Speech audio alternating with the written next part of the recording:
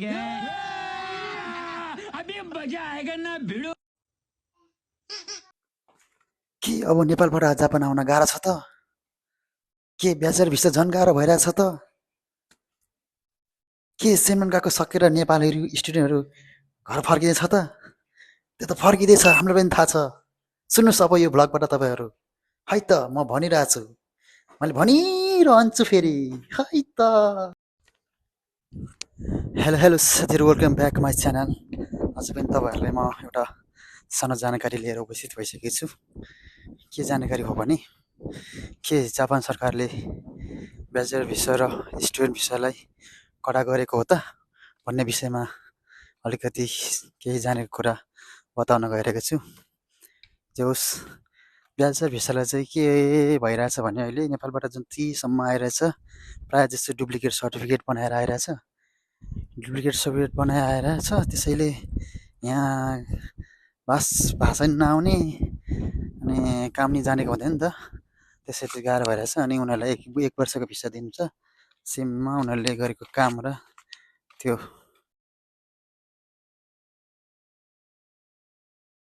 दिन visa renew गर्न चाहिँ अलिक कडा भइरहेछ।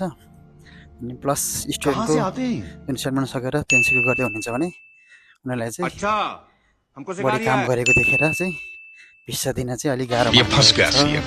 त्यसैले त्यो इम्पोर्टेन्ट कुरा चाहिँ ब्याचलर भिसाबाट जो जति दाजुभाइहरू दिदीबहिनी आउँदै हुनुहुन्छ नि, सकेसम्म भाषा राम्रो बनाएर आउनुहोस् र जुन काममा आउने हो त्यो कामको, यहाँ कुन काममा गर्ने त्यो कामको नाइते अनुसार काम गर्नुहोस्, किनकि तपाईँहरू लास्टमा भिसा रिन्यू गर्नेमा गाह्रो नहोस्।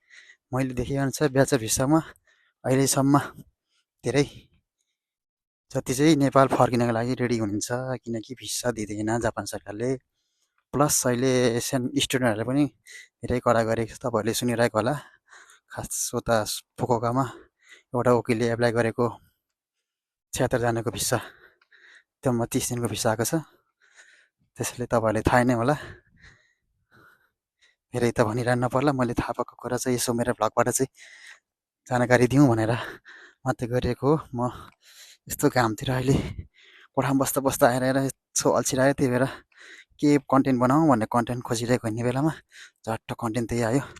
त्यसैले साथीहरू, तपाईँहरू पनि राम्रोसँग बुझेर, जति पनि नेपालबाट त मेरो भिडियो हेर्दै हुनुहुन्छ त्यो उनीहरूले बुझेर मात्रै जापान आउनु होला। जापान सोचे जति चाहिँ छैन, सोचे जस्तो छैन। तपाईँहरूको आधी कमाइ यहाँ जापानमै बुझाउने हो, आधी कमाइ मात्रै घर पठाउने हो। त्यसैले आउनुभन्दा अगाडि चाहिँ 10-12 चोटि सोचेर मात्र आउनु होला। भिसा दिए भनेर, जापान आउनु पायो भनेर 15-20 लाख खर्च गरेर चाहिँ नआउनु होला भन्न चाहन्छु। त्यही हो।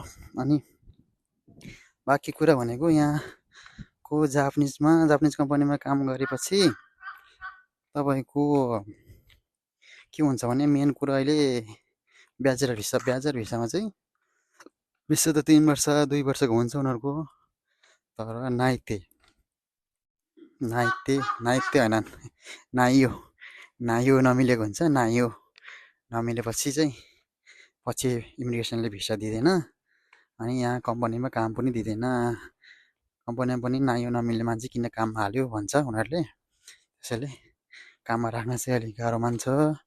अनि प्लस कुरो भाषा हुँदैन, अनि बरु त्योभन्दा एसएसडब्ल्यूमा पढेर जेएफटी पास गरेर स्किल पास गरेर आउनुहोस्।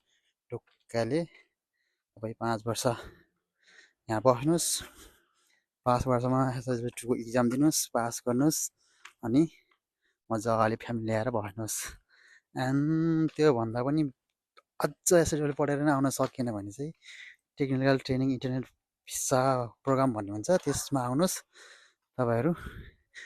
त्यसमा यान 5 जति पढेर आउनुहोस्, धेरै सजिलो हुन्छ। त्यो कुरा चाहिँ बुझेर र स्पष्टीकरणमा आउँदा चाहिँ धेरै राम्रो हुन्छ। त्यसमा चाहिँ 3 वर्ष चाहिँ त्यहाँ ट्रेनिङ गर्नुपर्छ।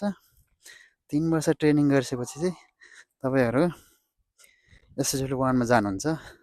त्यो अन्तरमा तपाईँलाई जेएफटी अथवा जेएलपिटी दिन सक्नुभयो भने धेरै राम्रो। र आजको भिडियो छोटो मिठो यहीँ अन्त गर्न चाहन्छु। Thank you for watching. माया गर्नुहोला।